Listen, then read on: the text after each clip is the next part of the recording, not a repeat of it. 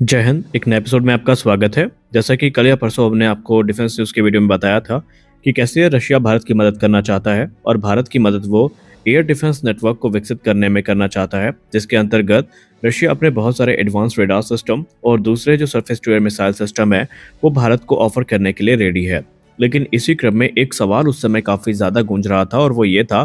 कि वो सब ठीक है, लेकिन रशिया चौथा जो S-400 एयर डिफेंस सिस्टम का स्क्वाडन है वो भारत को डिलीवर कब करेगा, क्योंकि एक एक करके इनके डिले की खबरें बार बार सामने आ रही थी। तो फाइनली इस पर एक बहुत बड़ी अपडेट है। दरअसल रशिया के स्पुतनिक न्यूज चैनल ने ये कंफर्म कर दिया है कि भारत को चौथा जो स्क्वाडन है S-400 एयर डिफेंस सिस्टम का ये 2025 के अंत तक डिलीवर कर दिया जाएगा। स्पुतनिक इंडिया की रिपोर्ट में कहा गया है कि बीते कुछ समय से रशिया की जो डिफेंस मैन्युफैक्चरिंग कैपेबिलिटी है वो बुरी तरीके से प्रभावित हुई है और उसकी वजह आप सब जानते हैं। जी हाँ, रशिया यूक्रेन युद्ध के चलते रशिया की जो डिफेंस मैन्युफैक्चरिंग है वो बुरी तरीके से प्रभावित हुई है। सिर्फ भारत का ही प्रोग्राम नहीं बल्कि खुद रशिया के बहुत सारे प्रोग्राम अधर में लटके हुए हैं। लेकिन फिर भी रशिया के स्पुतनिक मीडिया का ये कहना है कि रशिया ने भरसक प्रयास किया है और वो बार बार भारत की जो रिक्वेस्ट आ रही है S-400 एयर डिफेंस सिस्टम को लेकर के उसे काफी गंभीरता से ले रहे हैं और इसके अंतर्गत उनका पूरा प्रयास रहेगा कि 2025 के अंत तक ये surface to air missile system भारत को डिलीवर कर दिए जाए।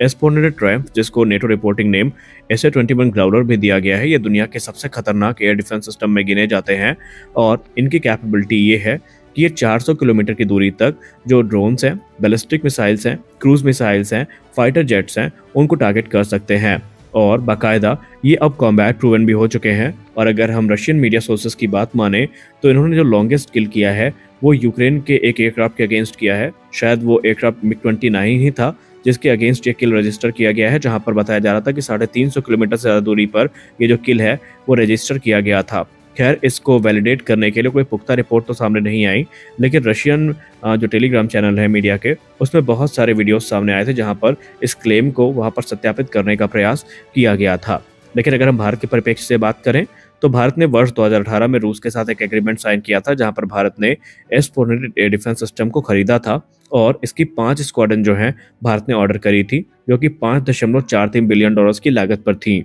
हालांकि बाद में जो डिलीवरी शेड्यूल है ये बार बार डिलेस को फेस करता रहा और उसकी वजह थी रशिया यूक्रेन का युद्ध। लेकिन धीरे धीरे रशिया जो है भारत को एक एक करके ये एयर डिफेंस सिस्टम डिलीवर कर रहा है। ऑलरेडी भारत की तरफ से 3 स्क्वाडन जो है S-400 एयर डिफेंस सिस्टम की ये चीन और पाकिस्तान से सटे बॉर्डर पर डिप्लॉय की जा चुकी हैं और इस समय जो चौथी स्क्वाडन है इसका इंतजार किया जा रहा है और इसको भी एक स्ट्रेटेजिक लोकेशन पर डिप्लॉय किया जाएगा। भारत बेसिकली एक अभेद्य कवच बनाना चाहता है एयर डिफेंस सिस्टम्स का, जिसके अंतर्गत एनिमी का कोई भी फाइटर एयरक्राफ्ट, कोई भी ड्रोन, कोई भी मिसाइल भारत के एयर डिफेंस सिस्टम को पेनिट्रेट ना कर सके। और ये जो एयर डिफेंस नेटवर्क होगा ये लेयर्ड होगा, यानी सबसे पहले जो होगा वो